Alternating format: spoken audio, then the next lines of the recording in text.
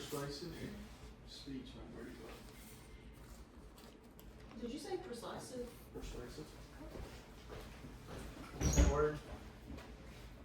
Alright guys, today my name is Brody Clark, and today I'll be doing a speech titled Live More, Live Longer, and the case for 2 days of strength training every week.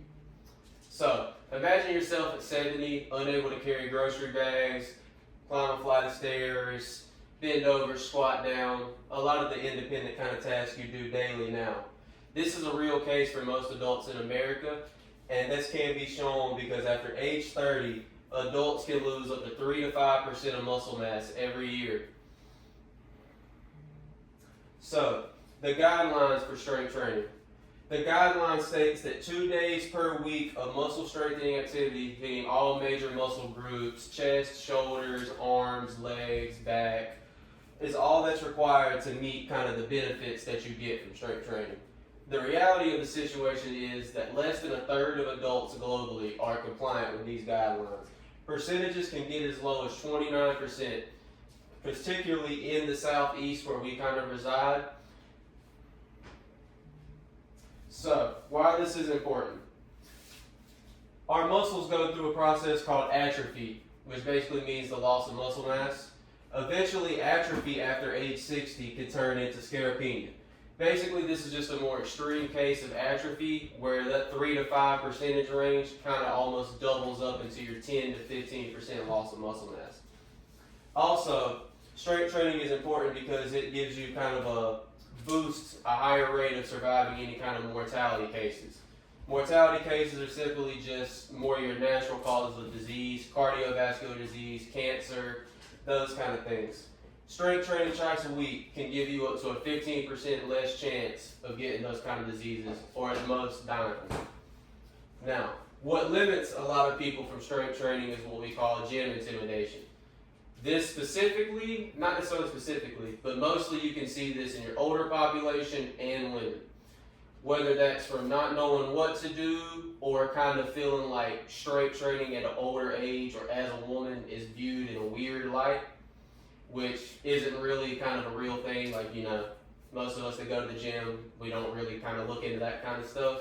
And also with the benefits that can be provided from strength training, it's well worth to kind of get over that, or at least work through it. So I wanted to show y'all kind of the payoff of strength training by this little graph I have here. So what I have at the top here is percentages. This is the 15% less chance of dying due to mortality. The 17% is 17% less chance of dying from a cardiovascular disease. 12 right here is throughout cancer, and then you also have 17 for diabetes right here. So all of these numbers right here are the percentage less chance you have of dying or even catching these kind of diseases or scenarios. So let's get to a plan to how we can kind of implement strength training into our routine. Like we said earlier, all you need is 2 days. Any 2 non-consecutive days out the week. Like, you don't want to do Monday and Tuesday. You can do it Monday, Thursday, Tuesday, Friday, whatever works for you. Secondly, to work around the gym intimidation thing we were talking about, you can start right where you are, in your bedroom, with little to no equipment. You can kind of make this work however works for you. The next thing you want to do is cover every big muscle group, what we call your core muscle groups. Your legs, your hips, your backs, chest, shoulders, your pushing and pulling movements. And all your goal is to aim for 1 to 3 sets to 8 to 12 reps of every kind of exercise you can do for those. So lastly, you want to progress these exercises gradually. So if something's really easy, like your chest is stronger than your arms, legs are stronger than your hips, whatever that case may be, you want to progress accordingly. So if you notice something's getting really easy over time, or if something's too hard, kind of know how to scale up and scale down so that you keep seeing benefits.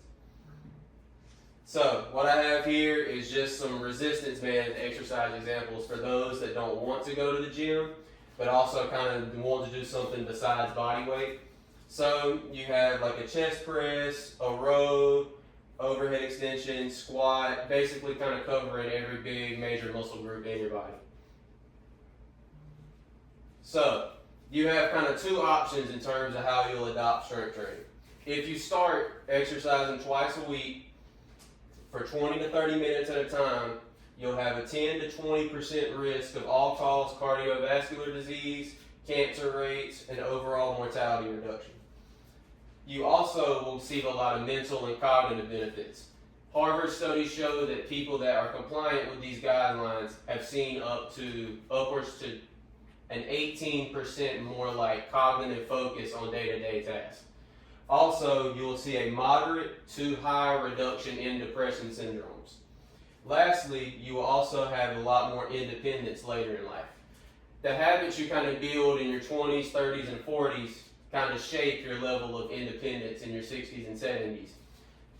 So things like sitting up, standing and walking, stairs, groceries, kind of the things I covered. The foundation you build now with something as little as 30 to 60 minutes a week can be the determining factor in whether you're basically independent when you kind of retire and get settled on your own time. If you don't adopt exercise at least twice a week, you will start to see a lot of muscle atrophy, like I was covering earlier. You will also see kind of scleropenia set in when you get to those older ages, where it's basically just atrophy at a more extreme rate. Like instead of not noticing you're losing muscle, when this kicks in, you will notice you're losing muscle and the ability to function very quickly. You will also miss out on a 6 to 8% chance of lower mortality risk, kind of the same thing I was covering earlier. But even if you do start exercising at later ages when scleropenia sets in, you can pretty much kind of half. You might not get the 20% benefits like I was talking about earlier, but you can still get to around 6 to 8% lower chances, even if you start later. So, with that being said, every year of delay in strength training is basically another year you're putting yourself at risk with your overall well-being, your mental state, your physical state, your independence, you name it. So, tonight, I'd like to ask all of you to kind of go ahead and set a schedule for yourself. Pick 2 days out of the week.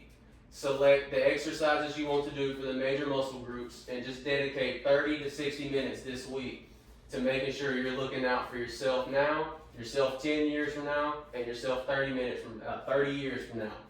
All right, thank y'all. I'm thinking Tuesday and Thursday. Birdie. Sarcopenia. I didn't know how to say that. I didn't even